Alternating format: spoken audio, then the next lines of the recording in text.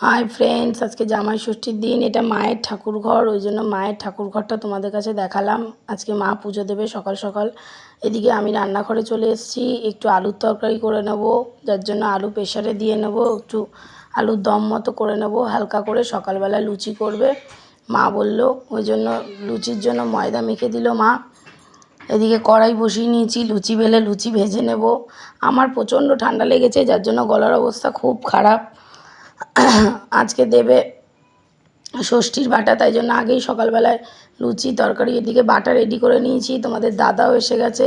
এদিকে আছে লুচি তরকারি, এদিকে খই চিড়ে দই মিষ্টি দিয়ে, এদিকে ফল দিয়ে মা আশীর্বাদ করছে তোমাদের দাদাকে। এদিকে মেয়েও বসে গেছে তার বাবার সাথে ষষ্ঠী খেতে। এদিকে দাদাও রিটার্ন গিফট নিয়ে এসছে, মার জন্য শাড়ি নিয়ে এসছে। এদিকে আমি আজকে সেরকম কিছু রান্না করব না, শুধু খাসির মাংস আর ভাত করব। আমার প্রচণ্ড ঠান্ডা লেগেছে, শরীরটা খুব খারাপ, যার জন্য গলার অবস্থা খুব খারাপ। জানি তোমাদের শুনতে একটু অসুবিধা হবে, কিন্তু ভিডিওটা ভালোভাবে দেখবে, একটু আমার চ্যানেলটা সাবস্ক্রাইব করবে, লাইক কমেন্টস করবে। কিভাবে তোমরা খাসির মাংস রান্না করো। আজকে আমি জয়িত্রী মটন রান্না করব। কড়াইতে দিয়ে নিলাম গরম মশলা, গোটা গরম মশলা, তেজপাতা, পেঁয়াজ কুচি দিয়ে ভালো করে পেঁয়াজটা ভেজে নেব। একটু নুন দিয়ে দেবো, একটু হালকা করে চিনি দিয়ে দেবো, দিয়ে ভালো করে পেঁয়াজটা ভেজে নেব। মটনের জন্য নিয়ে নিয়েছি এদিকে টমেটো কুচি, এদিকে মটনের জন্য নিয়ে নিয়েছি আদা রসুন বাটা, কাঁচা লঙ্কা বাটা মশলার জন্য। মশলা এদিকে কষিয়ে নেব। মাংসটা ম্যারিনেট করে রেখে দিয়েছি, দিয়ে দেবো হলুদ, দিয়ে দেবো লঙ্কার গুঁড়ো, দিয়ে দেবো একটু জিরের গুঁড়ো, ধনের গুঁড়ো, সব মশলা দিয়ে ভালো করে মশলাটা এদিকে কষিয়ে নেব।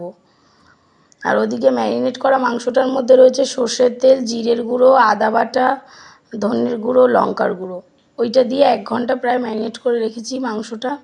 একটু গোলমরিচের গুঁড়োও দিয়ে দেবো, দিয়ে ভালো করে ম্যারিনেট করা মাংসটা কষিয়ে নেব।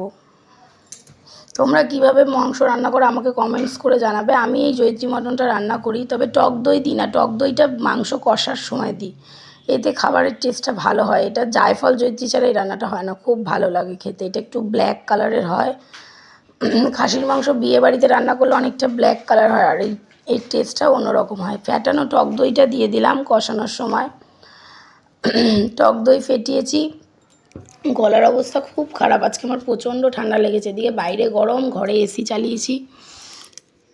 দিয়ে দিলাম একটু মিট মশলা, দিয়ে দিলাম একটু শাহি গরম মশলা, ওগুলো দিয়ে ঢেকে ভালো করে ফ্লেভারটা যাতে ঢোকে, যার জন্য এদিকে ভেজে রাখা আলুগুলো দিয়ে দিয়েছি। দিয়ে এবার অল্প করে গরম জল দিয়ে দেবো, দিয়ে এবার একটু ফুটতে টাইম দেবো। নামানোর সময় অবশ্যই জায়ফল ঘষে দেবো আর জয়িত্রী গুঁড়ো দেবো, জায়ফলটা গ্রেট করে দেবো। আর একটু শাহি গরম মশলা আবার অল্প করে নামানোর আগে দিয়ে দেবো